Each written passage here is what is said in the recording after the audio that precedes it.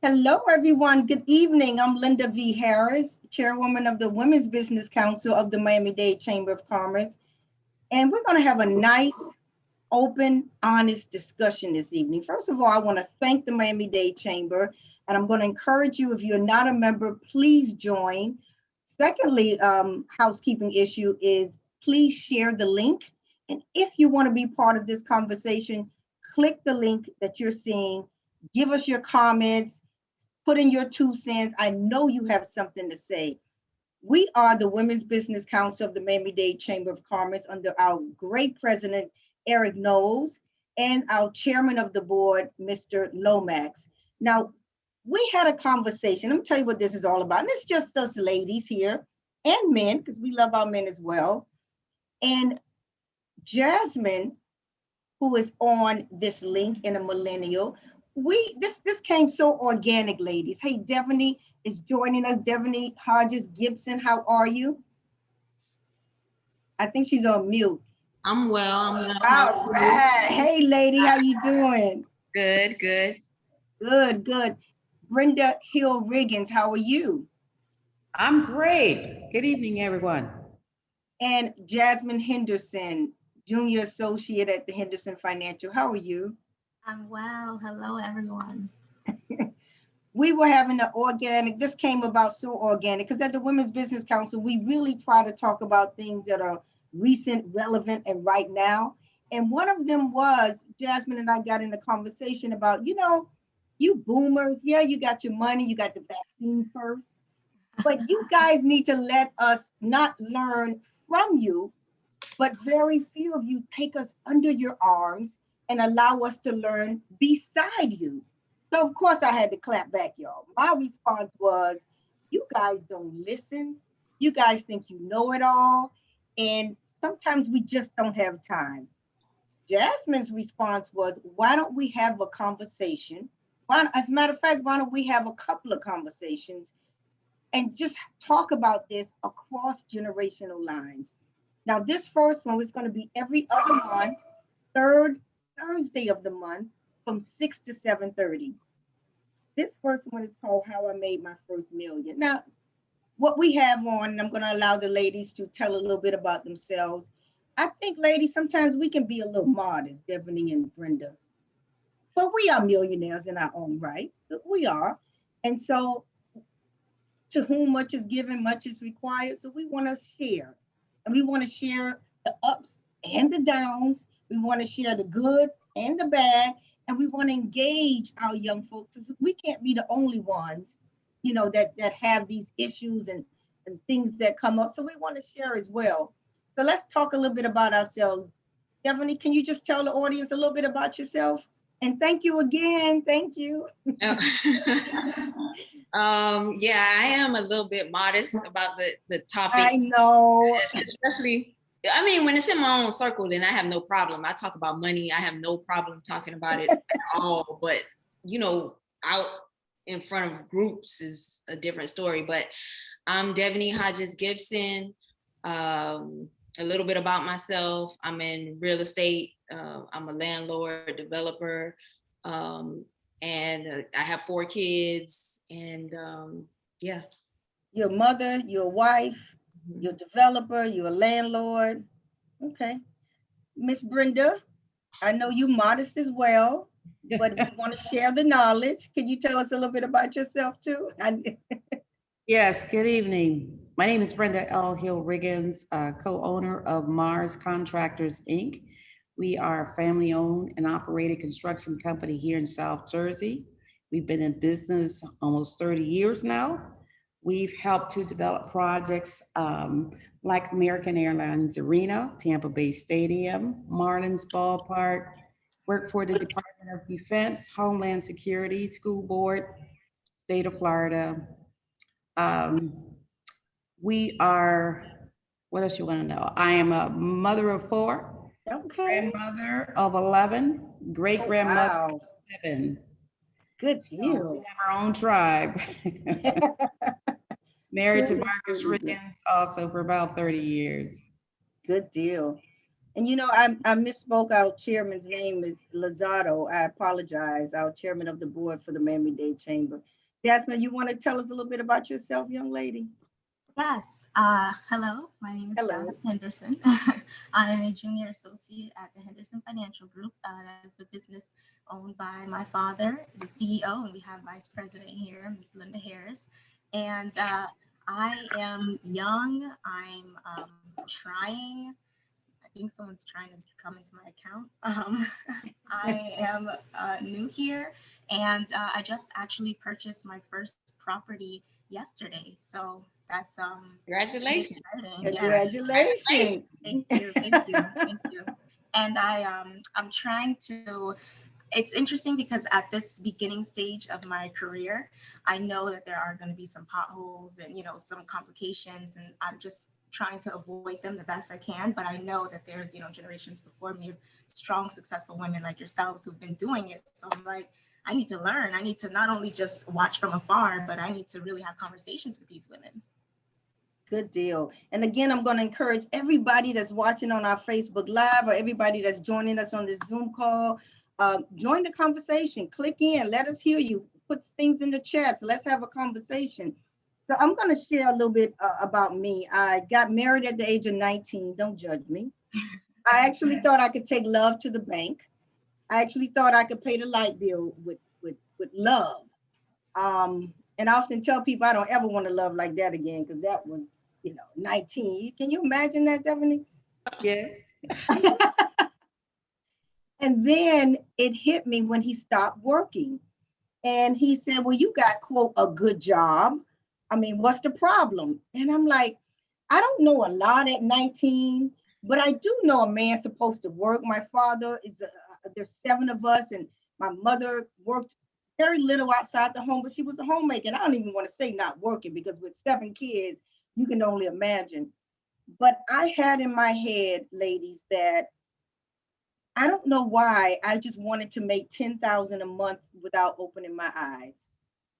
And back then, the millionaires were made, a lot of millionaires got their money through real estate.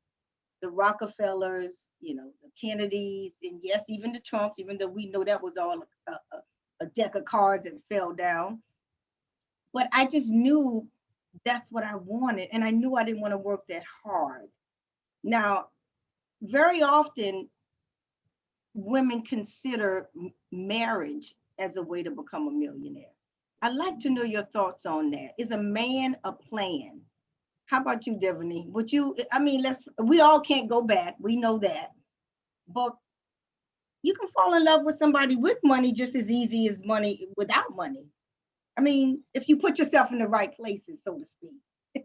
A man was never my plan. So I've always been the type of person that even from when I was young, 8, I always knew like whatever my life is going to be, I created myself. It's whatever I think it's going to be, that is what it's going to be. I don't know, like I'm more like in the like metaphysics and all kind of whatever. Absolutely. So that's a whole nother conversation. So, I've always felt like, and I've never felt like, I feel like I'm a money magnet. I felt that way my whole life. Like if I'm in an elevator and the elevator door, I wouldn't be surprised if it's $500.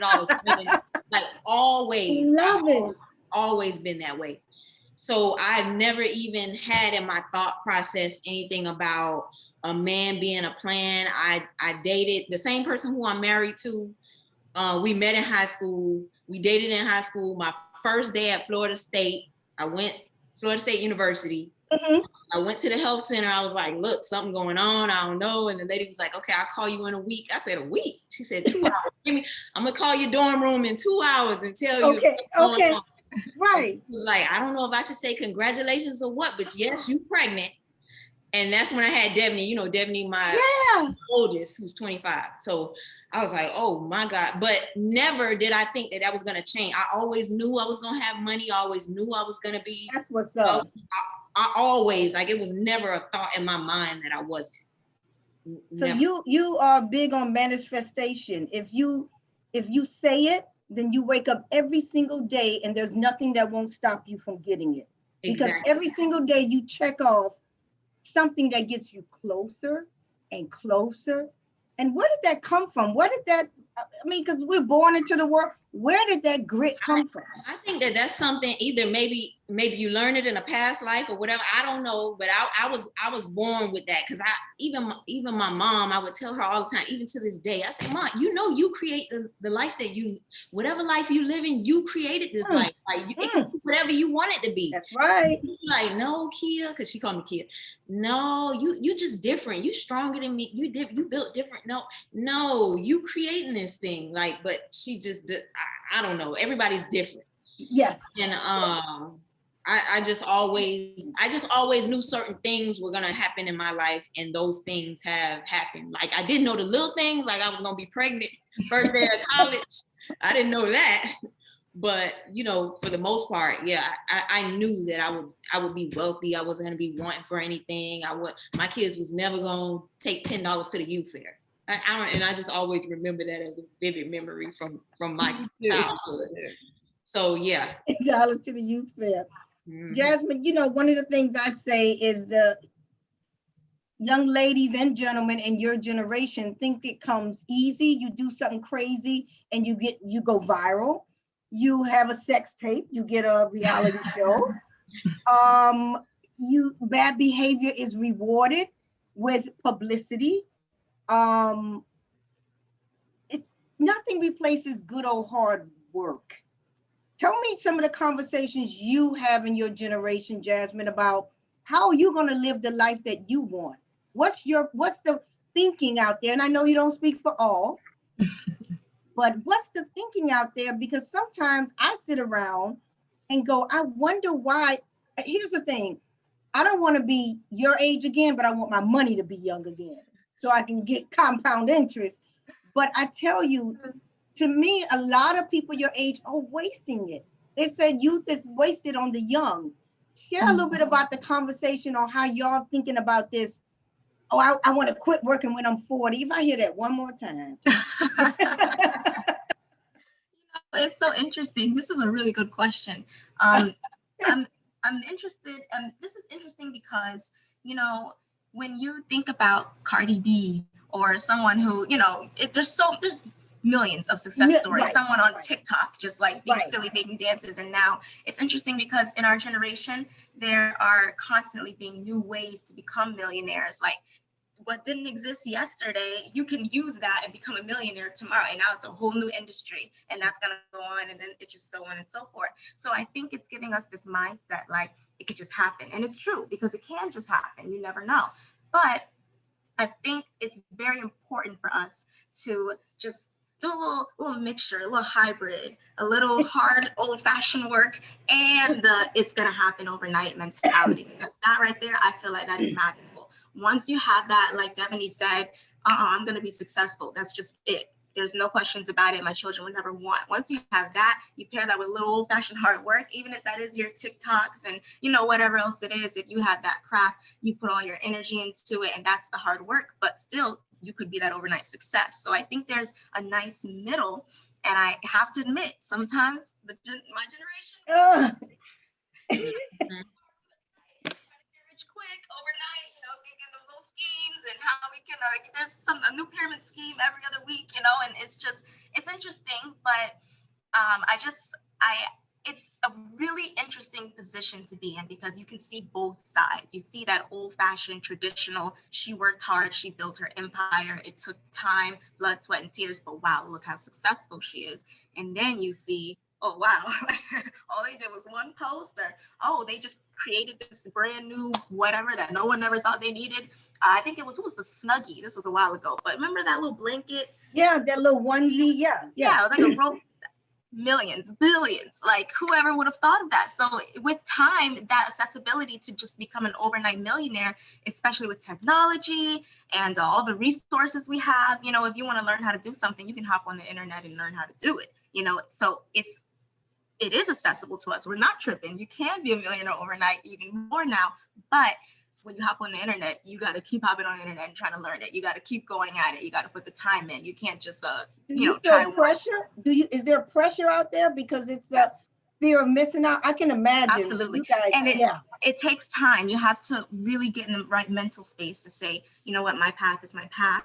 This is not, don't compare myself to others. And it's easier than it Absolutely. sounds when you're on your device and you're seeing it constantly every day. It's like, wow, I wish I was in Fiji right now. I got a car note. Like, you know, you're just thinking like you have responsibilities, but then wow, it looks like this person. And of course, on the internet, everyone's posting their highlights, you know, so just getting Not on the the internet lowlights. saying a bunch of no lowlights, you know, there may be some here and there, but it's really about the highlights. So when you see those highlights constantly and you're seeing everybody's highlights and you may not be in a moment of your life where you're on a high, it can cause some pressure. You feel like you're doing something wrong, but it's all about the mental stability. You have to have a lot of mental stability to be on the internet in 2021 for sure. No, can't do Brenda, that. you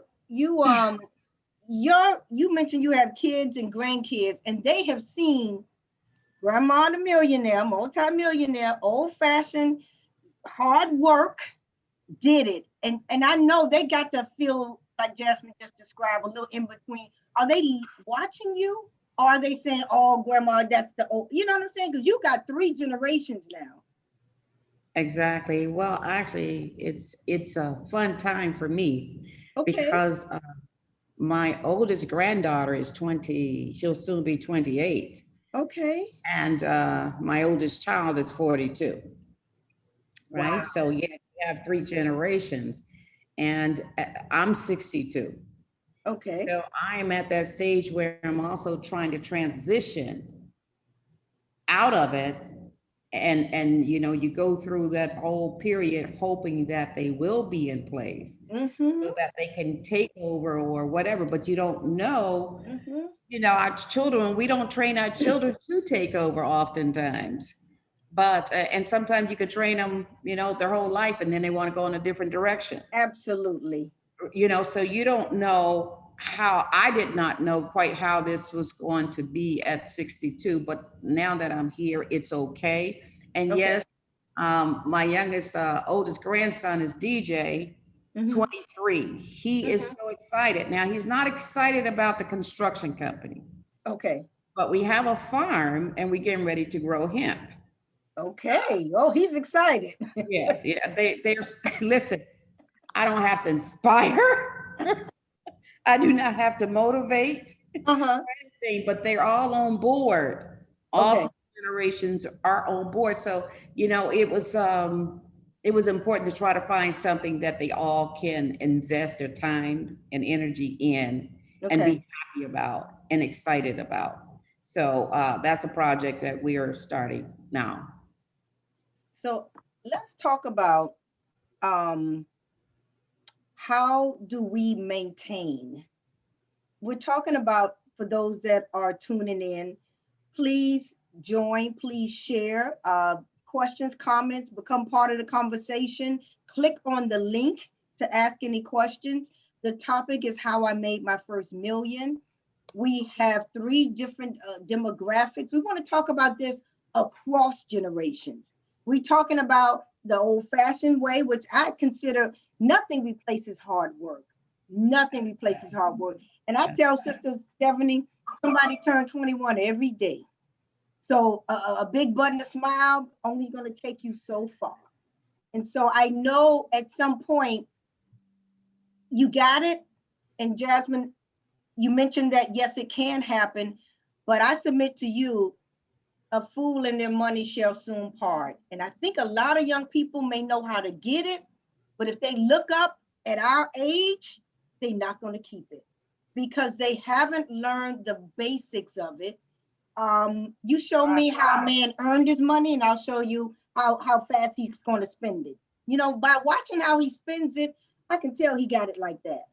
But honey, you scratch and I'm not saying it's the right way. And definitely, I'm not saying that it's the only way, but I'm telling you, you could tell the way somebody make their money. You know, I'm not making it rain. I work too hard. I'm not going to go do stuff foolish. I'm not a designer chick. I like nice things, but not my last dollar because I work too hard for it. You know what I'm saying? So let's talk about other ways. I believe, Brenda, real estate for you. No, you business owner, general contractor. That's how your career. Right. Definitely more so real estate, correct? And building. More so real estate, more so being a landlord, owning property, buying property at the right time, selling some at the right time. But for the most part, we keep everything. But yeah. I'm wondering if anybody on the chat, because we got almost 20 people, anybody, any franchises? And I say that because I'm getting a lot of inquiries now on the whole franchise. One thing that this pandemic has done, necessity is the mother of invention. And so there's a lot of people that came about with ideas while we were sitting home. Well, I can speak to that because we used to own the Sunoco that's on 119th. Girl, shut up. 119. Yeah, we own that back way years ago. I mean, the gas station with clear, I'm 43, but we own the gas. It had to be in our late 20s, early 30s. Wow. So Sunoco that was right by, it's a Sunoco, and it used to be a golf course on one side of the street. It's a Westview golf course. It used to be very racist golf. I know exactly. Right there on 119. We used to own like that. 20, I know exactly what you're talking about. And that was a time. I mean, that was one of the tough. I don't think we would never. Really? And if Charles walk in, he just texted me. He took the boys skiing for the first half of the spring break, and we going. Okay, great. Second half, because we always go. They real good. Yeah, we always go skiing, but I didn't go this time. I wanted to chill. Okay. Chilling by myself for another few minutes. Look at you. Yeah. So now that was a franchise, and Right. you had to buy the gas from Sunoco. So you're speaking firsthand knowledge. Yeah, it's something. It's stressful. I felt like that particular business was stressful. Okay. Maybe something else might have been easier. Maybe it might have been easier to have but I think that because they sold the gas, it was just something wasn't adding up with the amount of gas they were delivering. Mm-hmm. And then it's something that they call like a certain amount of the gas evaporates. And then it was something that wasn't adding up, that we were like profitable like the first year or so. And then all of a sudden the gas wasn't adding up with I don't know. It was So we had to get out of that. We ended up selling the business to someone else. And when I say we, I'm talking about me and Charles. Absolutely. Yeah, we ended up selling that business to someone else. So that's the only franchise experience that I can speak on personally. Gotcha. Was owning that Sunoco that's on 119. How about you, Brent? I'm sorry. No, go ahead, Jasmine. I apologize. Sorry. Was it mainly a control thing because you had to buy the gas from them and follow their rules? Because I'm thinking that's the problem with the franchise. No, I think it had something to do with the control thing was the issue because it was somehow affecting the profit. Like with a gas station, you make the majority of your money in the C-store. And so you're not making money off of the lottery tickets. You're not making money off the gas, really. But it was something happening with that gas and those gas deliveries after about the 10-month mark, which caused to start infringing on the C-store money. So it started making the profits. Something was funny with the money. No, something was funny with the money. So that because you're gonna make your money in the C-store. When people get out of their car and they come in and buy a soda, some chips, that's where you're making your money with the gas station. Okay. Interesting. It Brenda, any other ways that you've incorporated? I know you just mentioned your farm. Yes. Your construction company. Any other ways that how we talking about how I made my first million? What other things are you doing? Well, when you talk about franchise, our plan is to start the planting of the hemp seeds next month. Wow. Our next year, our plan is to focus on a franchise for the dispensaries. Because if we have license to grow the hemp, to process it, and to handle it. So we're controlling all phases of the business itself.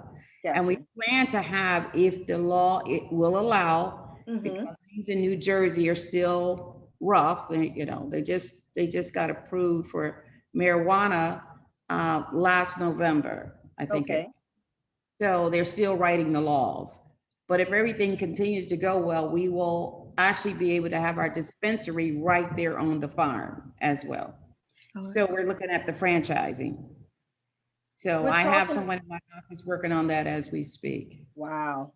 Yeah. We're talking about how I made my first million. I'm Lynda V. Harris, chair-elect of the Miami-Dade Chamber, chairwoman of the Women's Business Council. We have Devaney Hodges Gibson, one of my committee members. Thank you so much. We have Ms. Brenda Hill Riggins. Thank you so much, committee member, co-chair. We have Jasmine Henderson, junior associate at the Henderson Financial Group.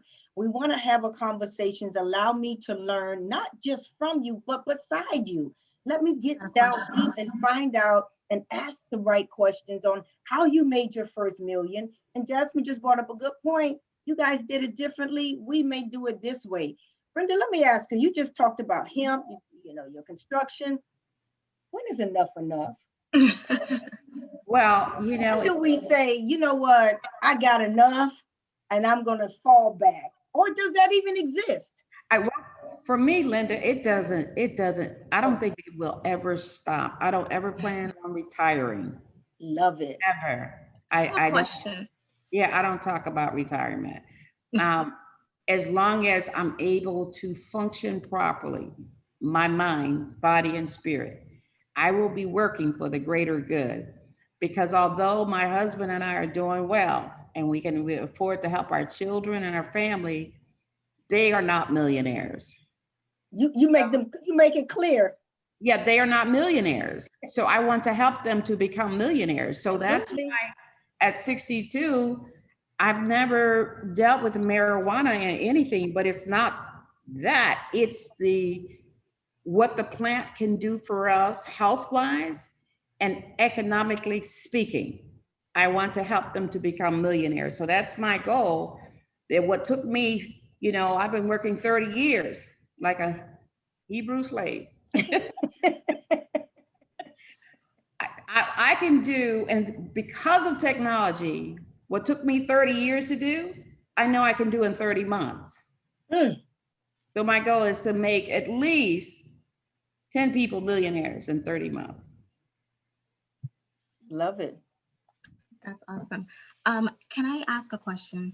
And this is Absolutely. really interesting to me because I noticed that you said your family business is in construction and you are branching into the hemp business.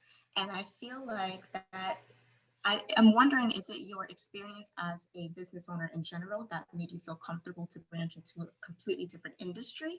Or is it something that you've had to have being a business owner all your life, that drive, that no fear tactic, I'm hopping into a whole other industry, as Devaney would say, I know I'm going to be successful at it. Is that something that you had to, think about, or is that the love of your grandchildren? You wanted something that they would be interested in? I'm just curious. Right. Well, I believe love is the desire. That's what's pushing me, the love for my grandchildren, my children and my grandchildren, especially the grandbabies. Oh my God. It's being confident and knowing that I know business. I know how to make money. So regardless if I'm doing construction, real estate, or baking cookies, or growing marijuana, I know how to make money. And marijuana is the hemp plant is a type of plant that can make you a lot of money in a short period of time. Okay. Yeah, so that's why I say what took me 30 years to do, I can now do in 30 months. Okay. Okay. Yeah. Love it. Yeah, yeah, it's easy to pivot into another. The only problem or major concern I have right now is because at the same time when I was trying to scale the company, the construction company, everything came through. So now this year in sales, I have what took me 30 years to do, the total of 30 years. I have under MOUs for 2021. So you're talking, millions of dollars worth of new work in construction, and at the same time, we're trying to do the new business. Definitely, how important is attitude? How important, like Brenda just said, I know how to make money.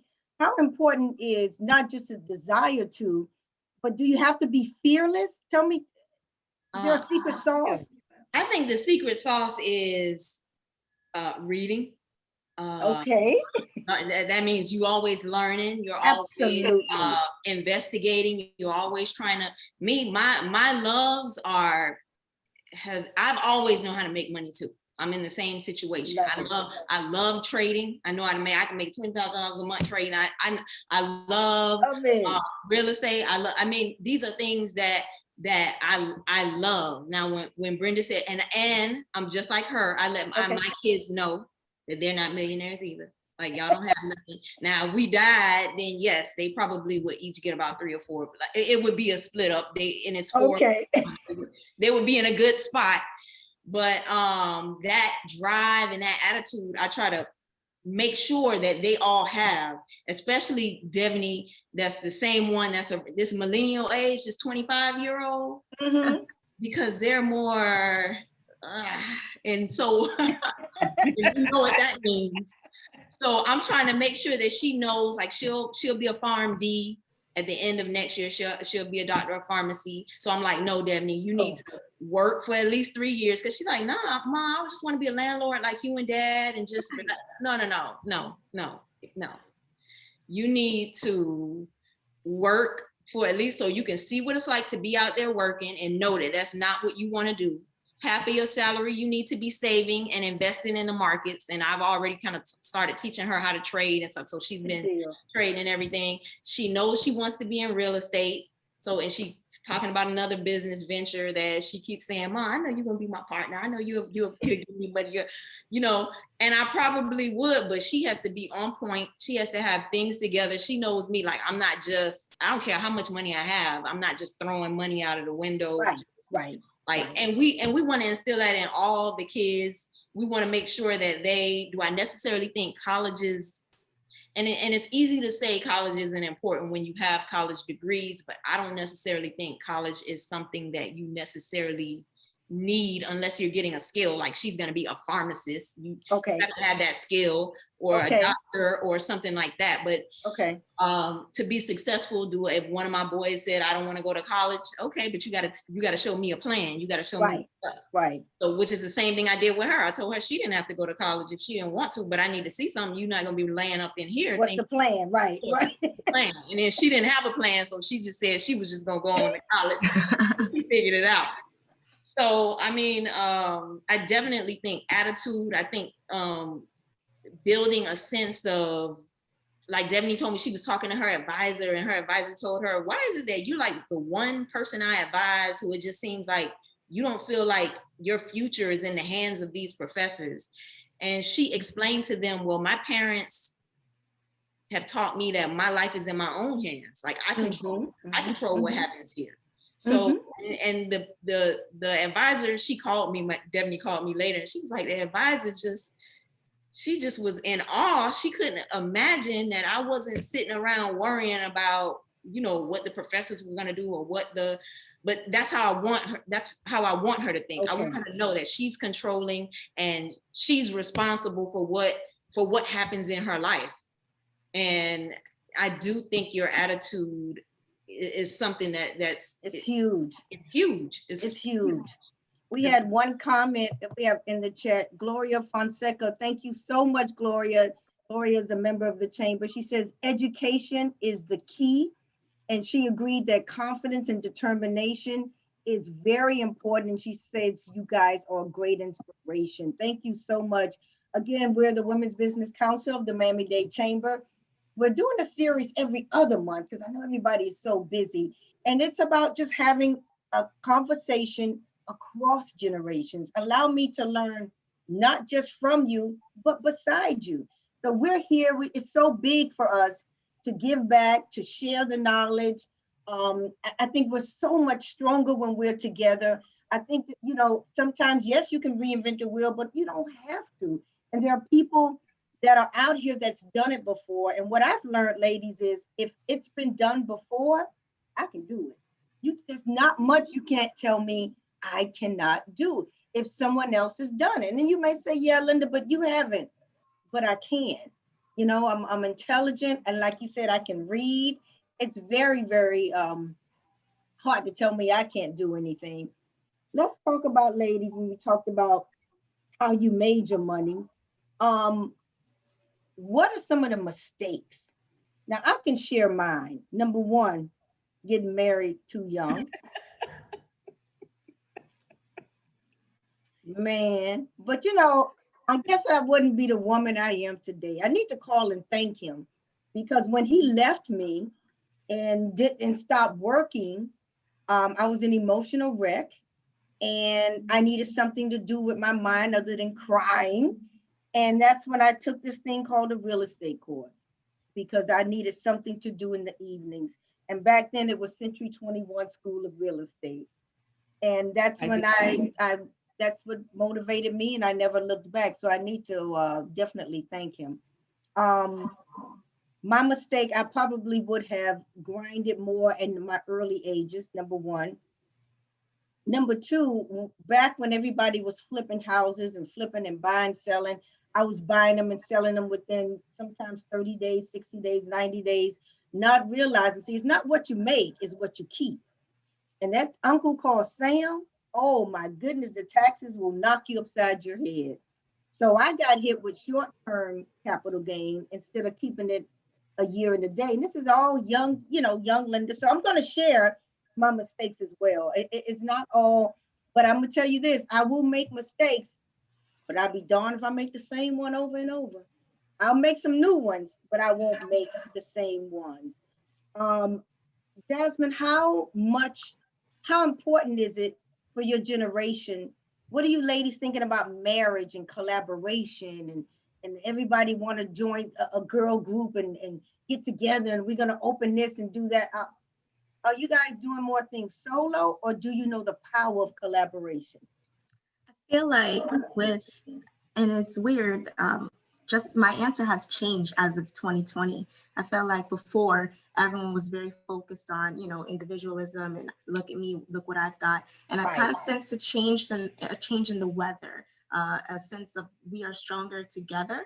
And I'm noticing lots of collaborations, lots of networking going on, but like not networking on you have to be on this level to speak to me, but you know, just open panels like this one and apps like Clubhouse where, you know, anyone could have a platform and use their voice. And it's weird, but it's a beautiful weird, you know, it's like we're realizing, hey, you know, as a community, we should have each other's back. You know, lots of other communities do it and we need to be, you know, leaning on each other because not everyone is supposed to be on their own and looking back at everyone else like, haha, sucker, like we can get further together. So yeah, and it's nice to have conversations like this where you see how you said, oh, you know, those short-term gains. I'm like, oh, I didn't know that. I'm thinking flipping houses, you know, like, but now, okay, keep it a year and a day, put that in my back pocket. You know, you just, It's nice to be able to have conversations and share knowledge because we can all, I'm sure there's something that I don't know that you don't know that person doesn't know. And you just get further sharing. Absolutely. Let me remind everybody, I want to invite you to all the attendees. You can ask questions. Just raise your hand and you'll be allowed to speak. So we want you to speak. We're on Facebook Live. Thank you for joining us. Just raise your hand and our host will allow you to speak. We want you to be part of the conversation. We're talking about how I made my first million. We're trying to have a conversation across generations. We're trying to just, you know, speak to everybody. So at the end of the day, we don't want to be the only ones, you know, we don't want to just hoard the knowledge, so to speak. Brenda. Yes. Are you ready to, wait, I have one question. Cordelia Anderson. Hi, Cordelia. Thank you so much. Oh, I just had a question and it went away. Hold on. Oh, I just had a question. What Gloria did ask, I want to ask, what about collaboration partnership? I think maintaining our companies and our family chain is better. Do you ladies think that? But at the same time, partnerships bring opportunities. Definitely, would you consider going outside the family? And if not, why? And if so, why?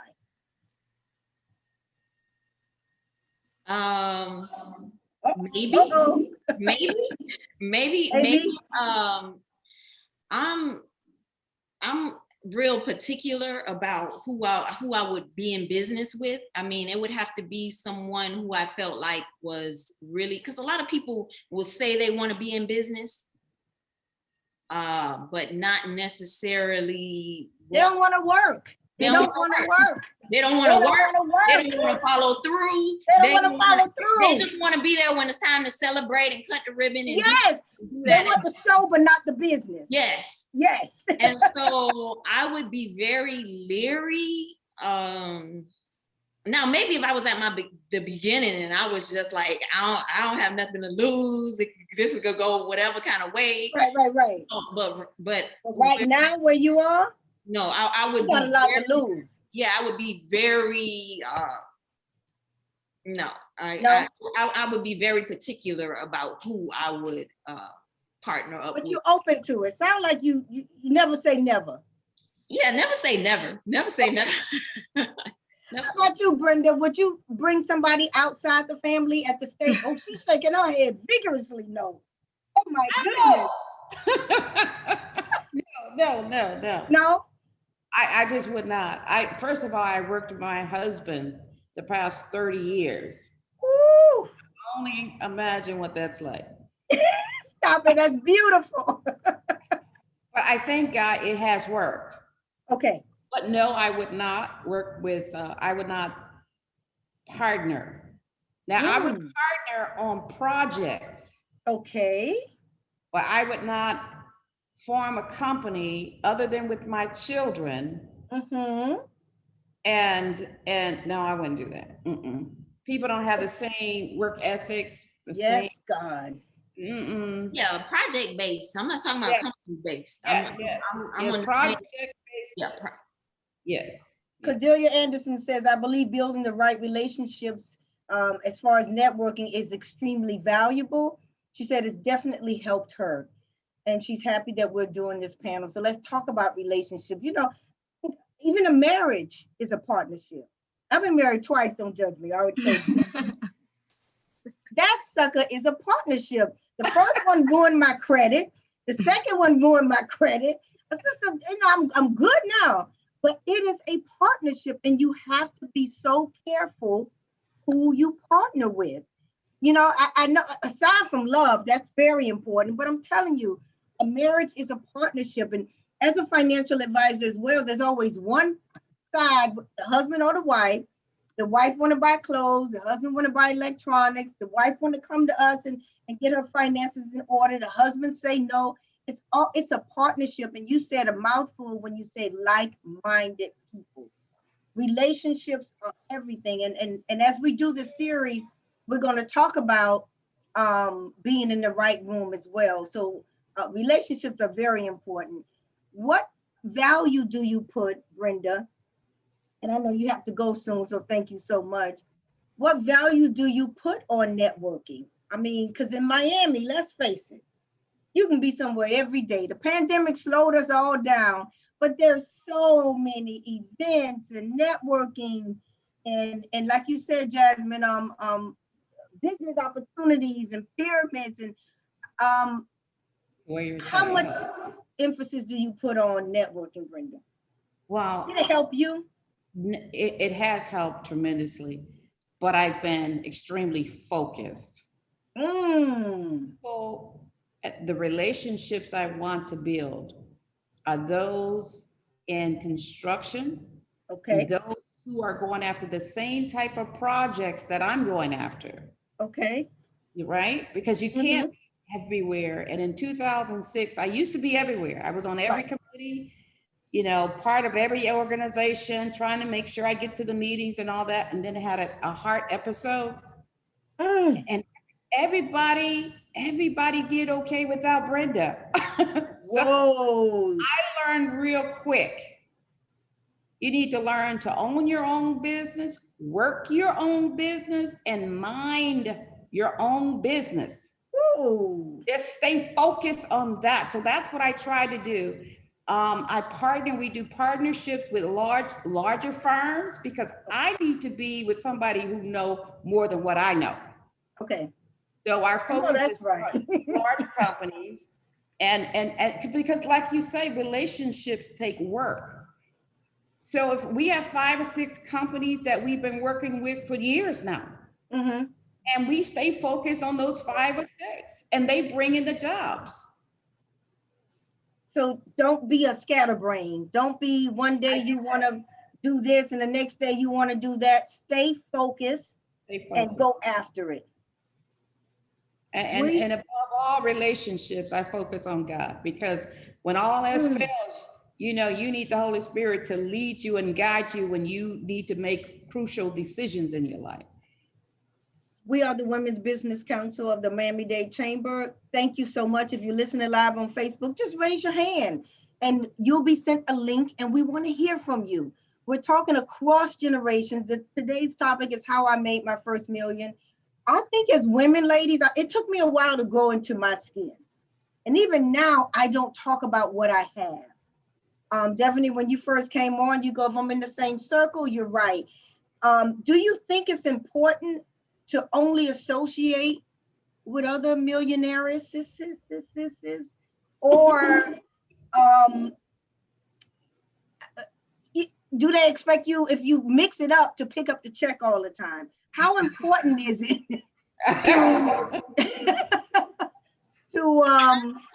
honestly, if you know the numbers on millionaires and people who actually have money, and the people who you think have money, and the people who don't really have money, and this is a whole nother part of this could be an episode just in and of itself. Right. So I mean, to say, do you only hang with other people who are millionaires? Well, the likelihood of that is so slim if you know the number of millionaires that are actually out there. And then if you bring it down to like Black millionaires, then it's even lower. And then, so I mean, that can't be the deciding factor. And then you really don't know what a person has. I mean, people have the misconception because you have on some expensive shoes or jewelry, yes, or watch or a car, yes, when none of that dictates whether or not if you have money or not. Like that's not no, we talking about your zeros in the bank and your property you own and all of that other stuff. So no, you can't just hang around or who you think a millionaire. And now it's certain people who you know for sure, right, like they're running major businesses, major corporate, and even then sometimes they could be broke. They could be barely hanging on a string. That's right. And that business is generating a lot of revenue, but everything is going out in expenses. That's expensive, exactly. So you never really know, unless you know. But then I think like once you're in the thick of it, then if you're talking to somebody, like if somebody's talking to me and then we're talking about banking and who I bank with, and the bank take me to lunch every quarter. Why the bank take you to lunch every quarter? And this is before COVID, Gotcha. They take you to lunch every quarter. The bank gonna call you on your birthday. The bank gonna call you on your kid's birthday if they know it. Sometimes they gonna tell you, they gonna call you and tell you Merry Christmas, Happy Holidays. They gonna call you. Why are they calling you so much? And then when you know certain things that happen to people who are actually in that situation, okay, you know for sure. Like the way someone talks, their conversation. You sniff them out. Basically, you can sniff them out. Yeah, you can tell what's going on through conversation, especially if you're already there. Because somebody who's not there yet they're going to say some things that are going to let you know that they're not really there. Gotcha. Oh, man. So sometimes they say you don't know a person until they open their mouth. So basically you sniff them out when they open their mouth. Thank you, Patricia, Lizzie. Loving this conversation. Thank you, ladies, for sharing your time. Connie Kennard, thank you. Great conversation, ladies, dropping nuggets. And if you go, well, maybe boulders of wisdom. Julia says so true. Jasmine, let me ask you something. I often say you show me a person's friends and I'll show you their future. Why do young people continuously hang around each other when everybody broke? Like you should be spending your time with people like us, though, trying to make you millionaire. I mean, I'm being facetious, but at the end of the day, shouldn't you always seek to be the least smartest one and richest one in the room? Does that matter to young people, or is it about who's popular? That's interesting because, like you said, I've always heard, the company you keep, you can hang around people who aren't doing anything, you're not really doing nothing. But I don't know, I have to maybe disagree with you a little bit there because Okay, I feel like I can have a group of friends who maybe they're not, on my hustle just the same as me. But, we enjoy each other's company. We link up and I keep that group of friends for that fun, and then I have a group of friends who, okay, this is my other group of friends I'm watching. They're also business women and they also are, in this real estate thing and purchasing properties and land. I can learn from them. I think it's okay to have a balance. I don't think that hanging out with my lax friends is going to stop my hustle or my grind, because also I think something our generation is inching more into is a life of enjoyment. Everything doesn't have to be work. I want to bring it back to you saying, if I hear one more millennial say that they want to retire by 40, I mean, what's wrong with it? If I'm in a position to retire by 40, you know what I'm saying? And not to say that I'm going to stop making money at 40, but right now, honestly, what I'm doing is I'm planting seeds so that by the time I am 40, I don't have to clock in and go into the office every day. I've got my investments in my businesses, working. And of course, I know you have to be hands-on as a businesswoman, but I don't want to sign up for a life of labor. Is that wrong? No, it's not. But here's the Labor. thing. Maintain. It's easy to say I want to retire at 40, but I submit to you, if you don't focus and if you don't have a plan, and the ones your lax friends, you can love them from afar. But if you don't get up every single day knowing what you're going to do, I know my schedule probably through July. Because you show me someone that's mastered time management, and I'll show you someone who's successful. And so when you get around the lax people, they're good. I mean, everybody, listen, I'm not trying to be exclusive, but I'm saying if you really want to retire at 40, and that's what I said, I don't want to be young again. I want my money to be young. Man, you got to stay focused. That's true. Absolutely have to stay focused. That's true what you're saying, because when you are in that grind and when you are, focused, you don't have time. You don't have time. And it's, I'll see you when I see you, girl. Oh, it's okay. See you later. But and then you start hearing, girl, you always busy. Girl, you always doing something. It's like, yeah, I am. And I would even say, if you're successful, you're not even going to want to retire at 40, though. Yeah, I'm going to keep on money. You're thinking 40 is one thing or one way, but then by the time you get to 40, you're gonna be like, nah, I gotta keep this thing going. I want to make sure it's better. I could be better at this. I could do this. I would almost argue you wouldn't even want to retire. I can believe that because you've become so accustomed to the success that not achieving, almost like when someone starts going to the gym, you start working out, like I'm going to live. Like if you have 5 properties by the time you're 40 and those 5 properties you're going to want more property than that. You're going to want, I believe that. If you got 4 unit, you're going to want a 16 unit. You're going to want a 32 unit. You're not just going to want to say, well, I'm 40 now. Let me just. Well, what about taking a step back? Does it seem possible that you would want to, okay, now I'm older, I still want to make money. I still want to go and buy properties and flip this, but I want to do a little less. Well, you're going to be doing a little less anyway, because you're going to have more money. And so then you're going to use your money in ways that make your time more freed up. So you're probably going to have somebody come clean the house, and your kids are going to, because by then I would think maybe you have kids or maybe a family or a husband or something. And so you're going to you may be doing less in terms of not business things, but maybe other things. So then it frees up more time for business things. And make more money. I get it. Victoria, thank you for chiming in. Victoria says, I think it's important to be around folks who inspire you to strive for more, whose lives are aspirational in terms of work ethic and integrity. This is true. Brenda, talk to us about the fear factor.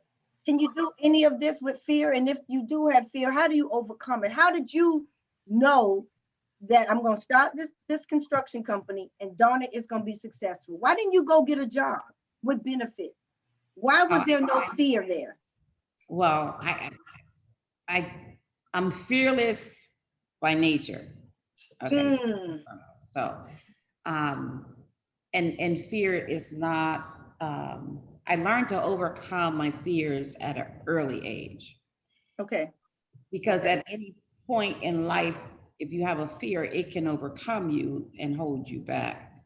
I recently learned how to swim because I had a fear of water. But I go to the next level in my business and in life.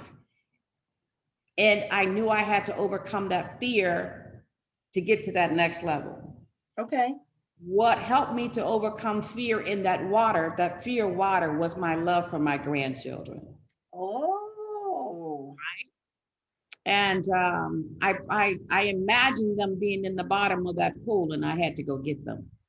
Oh. And I asked myself the question, what can conquer fear? What is greater than fear? And I said, love. I said, well, your grandchildren are down there. You have to go get them. And I was able to just jump in the pool, my head underwater and everything. Brenda, this is recently, like in the last 2 years? Last year. What? I learned how to swim. Good. Yeah, overcoming fear. My first fear was fear of heights, and I went to Africa and got in a hot air balloon. And of course, I flew over Africa in a hot air balloon. I overcame that fear. So, because I didn't want anything in life holding me back. Gotcha. With fear. So I have no fear. When I decided to jump into the hemp business, I don't know anything about hemp, marijuana, cannabis, none of that. All I knew was that it's a $3 trillion business by— You did the numbers, you did the math. 4 years. And I didn't have to know anything. I just applied for those licenses. Right. And we're the first in the state of New Jersey to get the license. The first Black in the state of New Jersey to get the license. Wow. Because I knew I had to get and be in position in order to help other Blacks, right? Because we're always left behind. Our families, our communities are always left behind. Right. So I couldn't think about the what ifs. And I heard my inner voice said, just do it and don't listen to your Christian friends. Ooh. Right? Because they will, that chatter in your head, you don't need that. So that's oftentimes why sometimes you have to separate yourself and not be in relationships during certain seasons. Amen. Amen. You know, so that you can make decisions that are based on what you're capable of doing. You know, and so yeah, I have no fears. So every day, I don't know always what things look like. But I can see that end result, which is at the bank. I'm cashing those dollars. I tell people sometimes it's a good tactic to start from the end. Yes. And work yourself forward. Absolutely. Absolutely. I often say I'm bringing my future into the present. Yes. I know how I want to live. And I am bringing that into the present and doing what I need to do right now to get that sucker done. Brenda, you brought up a good point. Go ahead. Lynda, I have to go. I want to say one thing. Okay. Oftentimes, and this is to everyone in the audience, oftentimes, you know, when we think about going in business, the first thing they suggest that we do is to do a business plan. Well, I suggest, and I've learned that the thing to do is a life plan. And seek to understand your purpose, because when purpose will take you places a great idea can never take you. So it's all about purpose. Don't worry about the money, because the money will come. A few years ago, I heard a voice say, you've had success because you had a plan, and I had included God in that plan. Okay. When you include God, it's all about your service to mankind, your service to your community. But if you want to experience sweet success, this is success without struggle. God said, work my plan and trust that I will include you. So your service, your work should always be about the community, serving the people, serving mankind. You will not fail. The money will come. Always set your goals, set them high, and don't limit God in whatever you do. Thank you so much, Brenda. Thank you. Thank you so much. Bye. Thank you, love. Bye, Brenda. Bye. I appreciate it so much. The fear factor. I don't know where I get my fearlessness from, Devaney. To Brenda's point, there's a lot of chatter out there. You know, when I bought my first building, yes, my friends, that's when I knew I had to get a new set, was saying, girl, you spend an X amount on this building. How do you know you'll get tenants? And if you don't get tenants, you're not going to pay the mortgage. Aren't you afraid? Aren't you? And sometimes I take risks, but I take calculated risks, and I research and I trust but verify. Devaney, do you think it's possible to become a millionaire without a spiritual part in you? Brenda brought up that spiritual part, that we, you know, No, business part. I think that if you listen to the spiritual part, honestly, then you're not gonna have the belief in you, and you're not gonna have the understanding in you to know that it's possible. And any little thing is gonna shake you.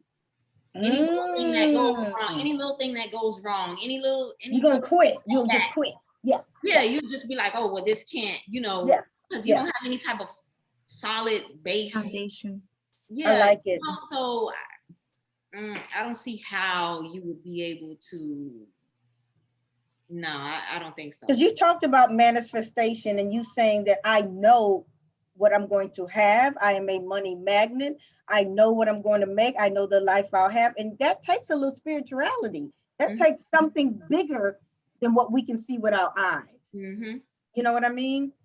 Jasmine, is that important in your millennial generation? Because a lot of people making money, like I said, just by doing stupid things. How important is the spirituality and knowing that you have to give to receive?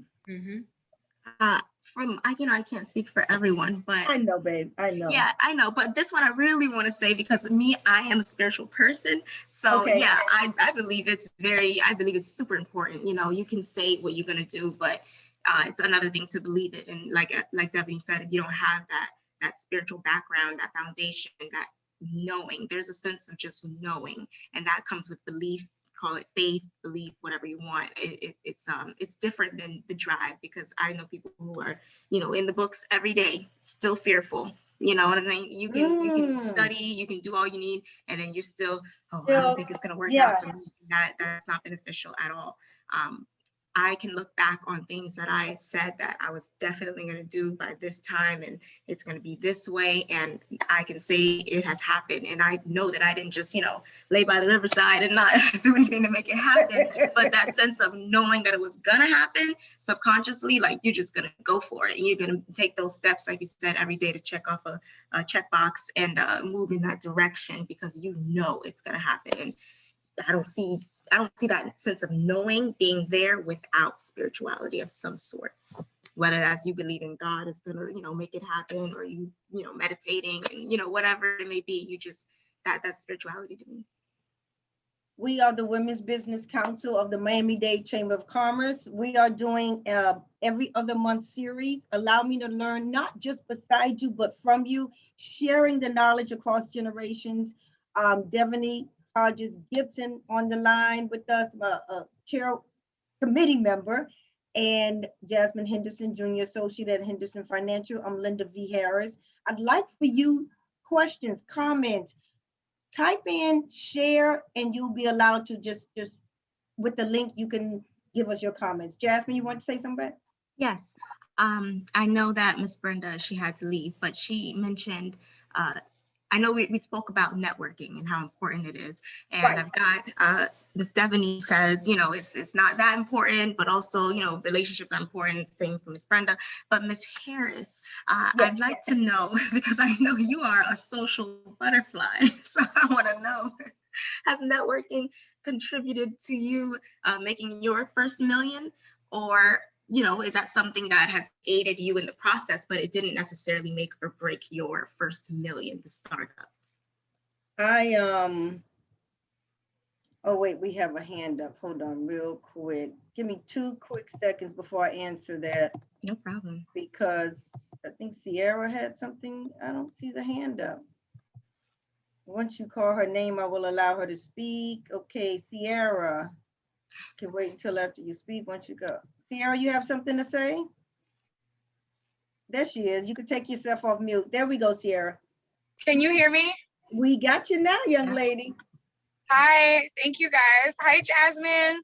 Hi, Sierra. Hey, this is so inspiring. I feel so encouraged, and it's such a timely webinar because just with everything going on, I feel like finances has become like a hot topic when we've run out of money or different streams have ended. And so just thank you guys so much. But I have 2 questions. Okay. The first question I have is kind of, do you have to necessarily be completely out of debt to start making like big business moves? Because I'm at a point now where I have my debts under control. Like, it's not anything crazy. It's under $5,000, but at the same time, I'm like, there's other opportunities now that seem like they won't be there for long.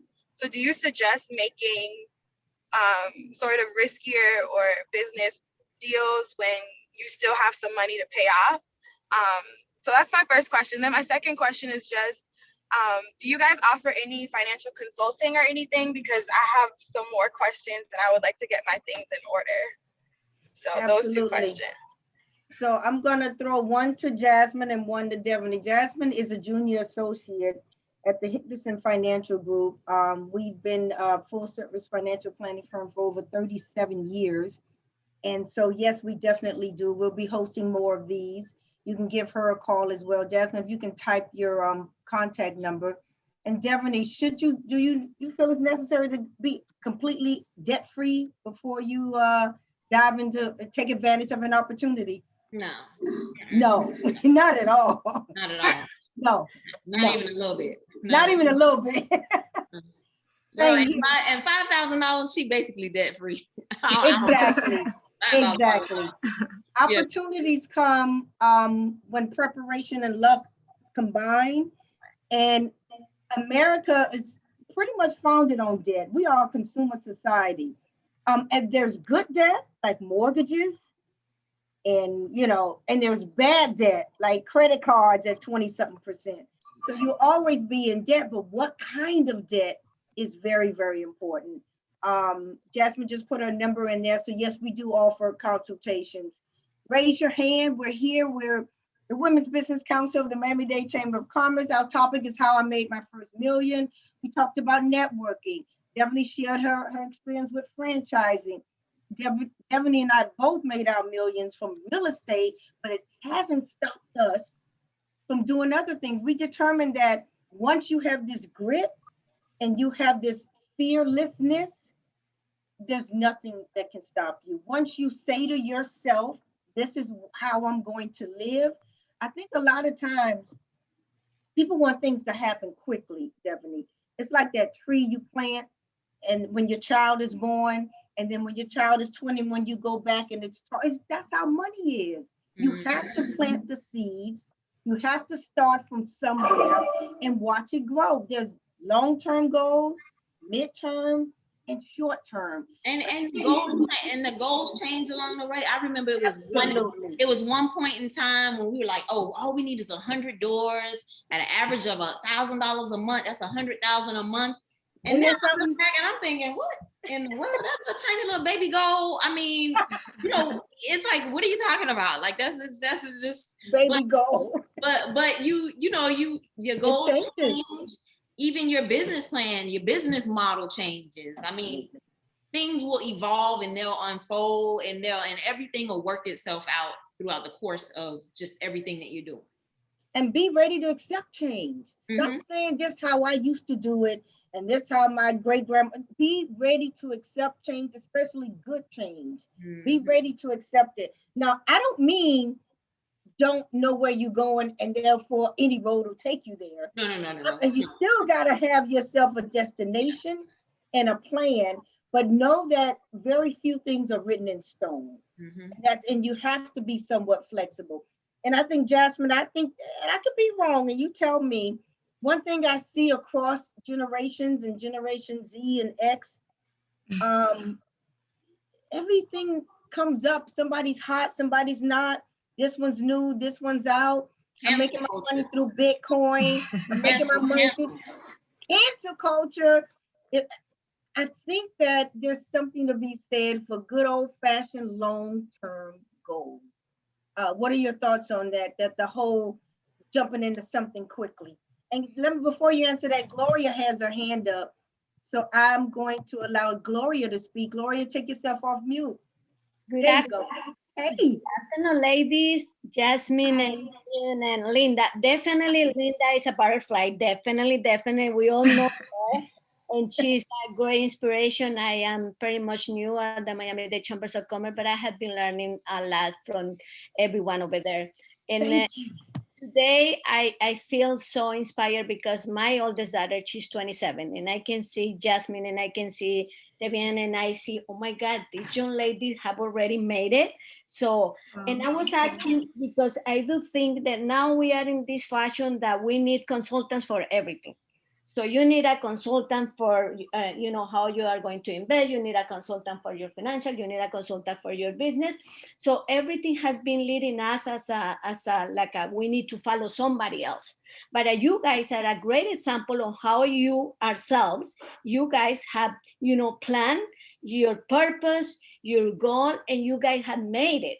And I know, for example, Jasmine, that your business is finance and also to be, that support for others.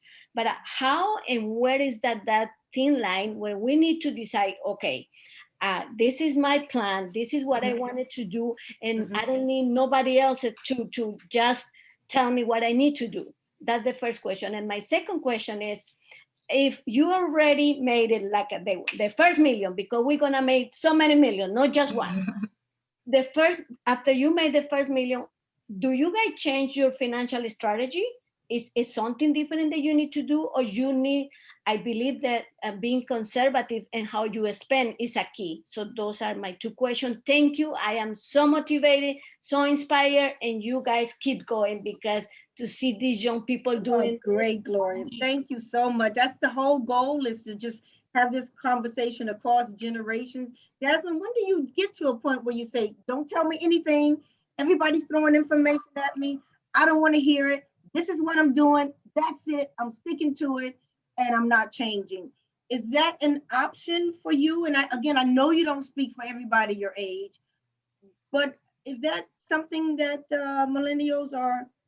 I think it goes back to having a plan and knowing your plan and your goal, because there's nothing wrong with getting advice and asking people or hiring consultants, if that's not your area of expertise.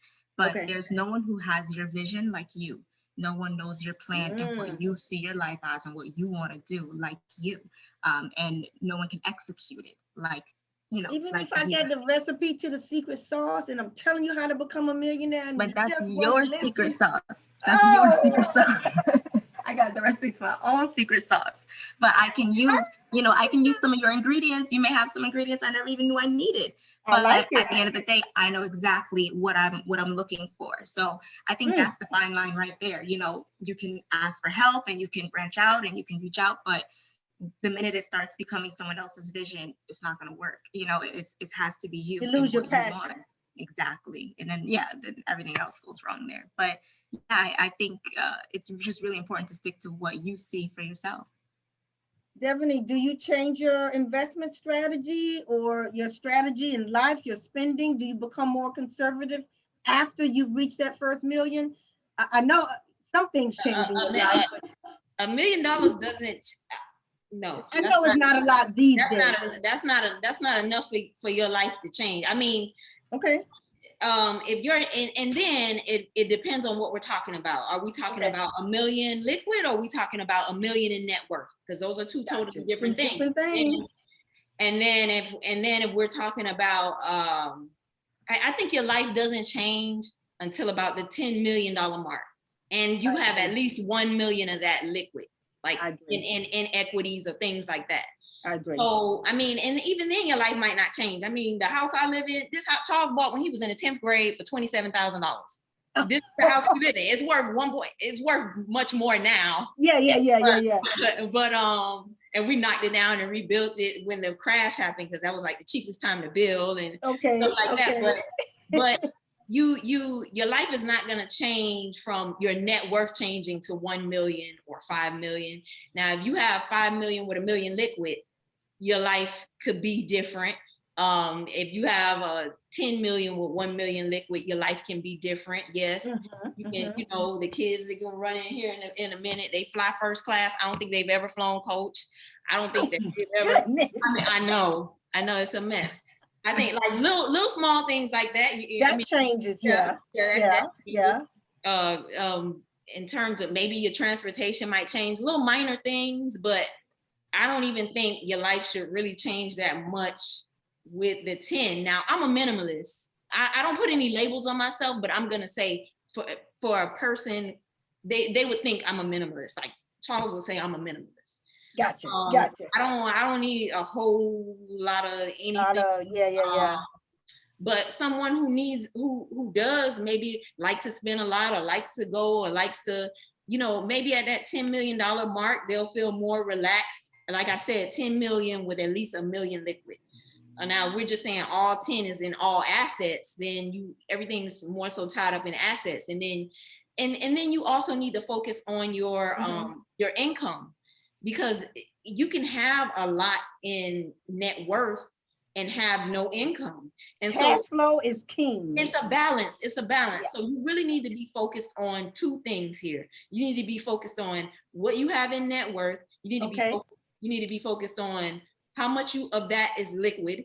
And when I say liquid, I don't mean just sitting in a bank. I mean like in equities, or like you can easily access it. Right. And then you also need to be focused on how much income you're generating. So whether that be from those equities, whether that be from absolutely rent, whether that be from a business, whatever it is, because you can have a $10 million net worth and have no money. And so then you need to sell everything you have in order for you to get some cash. Right. So there's different things. The conversation is bigger than having 1 million in net worth or having 1 million. So when especially if you're talking about your finances. So that's a whole nother, drop some jewels as far as net worth and liquidity, two different things. I firmly believe that cash flow is queen. When you retire, it's great. Yeah, some people want to have a house paid off. That's fine. Some people want to show you a whole bunch of assets. That's great. But what are you bringing in every month? What's your cash flow? That's your social security check. You in trouble. That cannot big trouble. You are in trouble. And I know about all this kind of stuff because I'm just interested. I think that my life calling was supposed to be some type of financial, I'm not gonna say advisor, because I mean, even though I feel like I advise everybody now. You're a mentor. I mean, can I give you all my money and you manage it? And I'm like, no. So I think, but when I first got out of college, I think God was leading me in that direction, gave me a job at Barnett Bank. Okay. But I did not. I was like, this is what is it? I want to manage my own money. Like, I want, but this is my favorite topic to talk about. I don't know if you could tell. You dropping some jewels. We are talking about how I made my first million. So to sum it up, ladies, anybody else that have questions, please just raise your hand. Our back office will allow you to speak. We want you to join the conversations. Please share. Please type in your questions. Again, we're just trying to share the knowledge across generations. I made a point, Jasmine, that I want to show you how I can do this and how it's done, but you just won't listen. And you very eloquently stated that, no, that's your secret sauce. I may take some ingredients, but it's not going to be the same taste and recipe, because I will lose my passion if I don't have my input and my authenticity. You know what I mean? Yeah, so I think it's really it's really important to have your input and your authenticity in it. That way you feel connected to it always, whatever business it is, because, you know, we don't want to be miserable. Something else that I like that Devaney specified, the Okay. million liquid, the million in assets. The topic is how I made my first million. And it's like, what even is your first million? What does that really look like? And for Right. most millionaires, it doesn't look like millions of dollars just sitting in the bank. A lot of times it's assets, you know, and like you said, it's about that cash flow, having money in constantly. That's what makes it right there. What are you bringing in at the end of the month? But I think what my generation, and I can't again speak for everybody, but I see a lot of early celebrations. And like Devaney said, you know, $1 million should not change your lifestyle. But I see a lot of, I done made $1 million, mama, I made it. I'm Too out. soon, You know, too soon. yes, too new soon. lifestyle. Y'all Yes. don't know me, fur chinchilla, and it's just like Too a whole different soon, lifestyle. yes. And I think that's where we have that. I think that mixed with the concept of in today, out tomorrow, you know, like our generation is. So we're fast money. And it's what's hot now may not be hot tomorrow. Yeah, you may have blown up overnight with a business that no one ever thought of, but what if that industry just dies? That's all the more reason to keep your money. Exactly. You know, yeah. You can't invested, switch up too fast. Yeah. Yes, exactly. That switch up, you never know. And I'm not wishing bad on anyone's overnight success, Of course. but you have to just humble yourself. And I'm realizing that. And as I'm picking up my little assets, I'm like, oh, don't call them more. Don't call them more. Don't minimize your assets. Don't minimize your assets. Thank you, Devaney. Yes, as I'm picking up my assets and I'm planting my seeds for my future, I'm looking at it and I'm like, okay, so things don't change overnight. You know, it's not like these are they're seeds for a reason, you know, they're planting seeds. My net worth may have gone up, but it's still in the seed planting, sprouting, you know, part. And I need to just be patient. One day those trees will bloom and I'll be able to, you know, enjoy the fruits of my labor, but it's still grind time. Not yet time to celebrate. So I think that's really important. Just knowing, like, don't get too excited yet. Pace yourself. Yeah. I agree. So I just got a text and the question was, can you become a millionaire or get to millionaire status with a job? With a job? No. If you started at Microsoft as a secretary, or you start at if you go start at one of these tech companies or something, and you take some stock options or something like that. But traditionally, like if you just a teacher unless you're trying to get there in 30 years or 40 years. So, but you really need to have a business. You really need to be investing. You really need to be, you're not gonna, no. I would say no, but you gotta ask Lynda and Jasmine. They're the financial experts on the line. So I'm gonna say no. I think the purpose of a job, one of the purposes, is to allow you to get to where you want to be while you're earning money. I think a job is necessary because you'll have your benefits, and in the early stages, it'll allow you to qualify for that first, 2 unit, 3 unit, 4 unit, and on and on. I think it allows you to earn an income while you're working your plan. But if you want to be a multimillionaire, there's no way you can clock in at 8 and clock out at 5. It just don't. Is that something that I think, Jasmine, your generation, y'all don't want to work at all on the job? That's right. The average time you stay on the job is less than 5 years now. Is that thinking that I got a quote good job? Do people still say that in your generation, good job? You're right. I don't think we feel trapped at our jobs. I remember my sister, she was in and out of jobs in her early 20s, and she was just I didn't like it there. I'm leaving, no obligations. She made steady income, so she was okay. She's in and out. And I remember my grandmother sitting at the table, and she's like, "You quit your job?" My sister was like, "Yeah, but I'm getting another one already. I already have another one." She's like, "No. You're supposed to stay where you at, get your social security check ready so that when you retire, you got the steady income. And I'm just like, wow, how it's changed. I mean, Wow. obviously you guys are far off from that, but that just goes to show you that timeline, how things have changed and how we are starting to feel as a people less trapped to these jobs. And I'm wondering if, Devaney, you said, you know, you don't have to, you shouldn't have a job if you want to be a millionaire, you know, without taking 30 years, because it's really just a time thing. You would put so much, seems like you've put so much energy and time into your business being hands-on that it would seem. Well, no. Wait. I want to go back. Well, I hope it wasn't understood as you shouldn't have a job at all, because you got to have somewhere where you get your first seed money. And so we're gonna all have to have a job, but you know, when you're working that job, you know, just like Lynda said, you're taking that money then, and then you're buying a duplex, or you're buying or you're investing into a business. Maybe you and your sister or brother or partner, whoever your person is, y'all deciding to buy a franchise or do something, and then grow from there. But you have to, in some type of way, get to the business side of things and start running a business, whether that be real estate. I mean, collecting rent is a business. I mean, real estate is a business. Absolutely. I mean, it's all a business. So you have to take the money from that job and then send that out to be invested in things that's going to start generating more income, and then even take that beginning income and invest that into more income, because it takes a while before you can start, you know, relaxing a little bit. That's right. That makes sense. Yeah. So using the job as the background. I'm sorry. Go ahead. Yeah, no, you're good. We are coming to 7:30. Believe it or not, ladies, we've been on this phone, on this Zoom call, chatting all this time.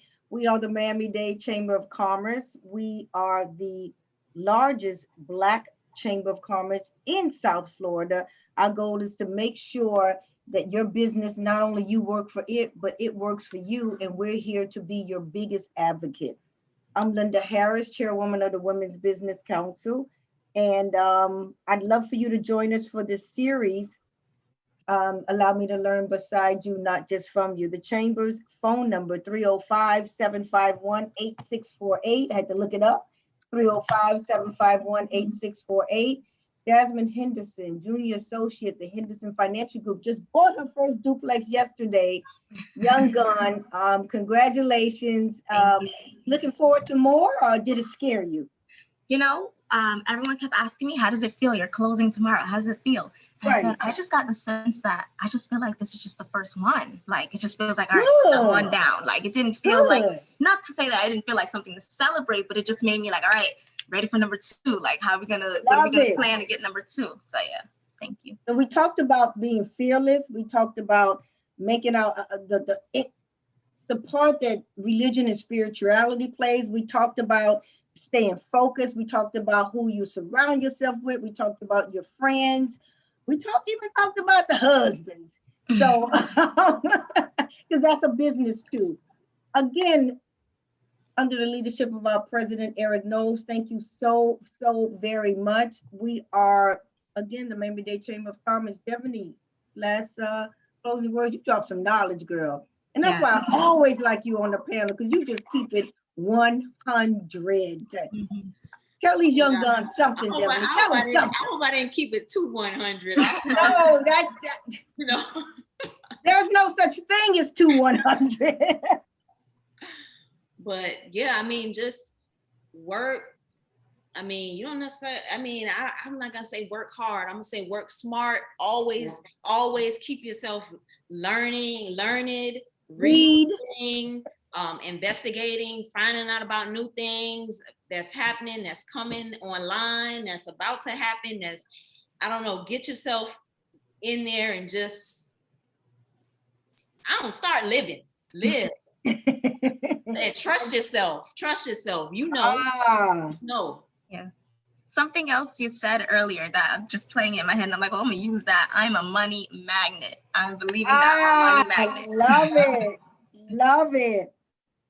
And for me, I think I want to say, surround yourself with the right people. I mean, it's It's easy to get lost, especially in Miami, and get hung up. We got beautiful weather, beautiful people, but a lot of them are fabulously fake and beautifully broke. So surround yourself with the right people. Keep learning. Keep your integrity and have some ethics about yourself. Stop trying to get rich quick. Stop trying to get the hook up and just do it right the first time. And I promise. And the more you give and help others, you'll be shocked. It'll come back to you. So again, we're the Miami-Dade Chamber of Commerce. Thank you for joining us, ladies. Thank you for being here. And I'll see you in another 2 months. Thank you for having. All right. Bye. Bye.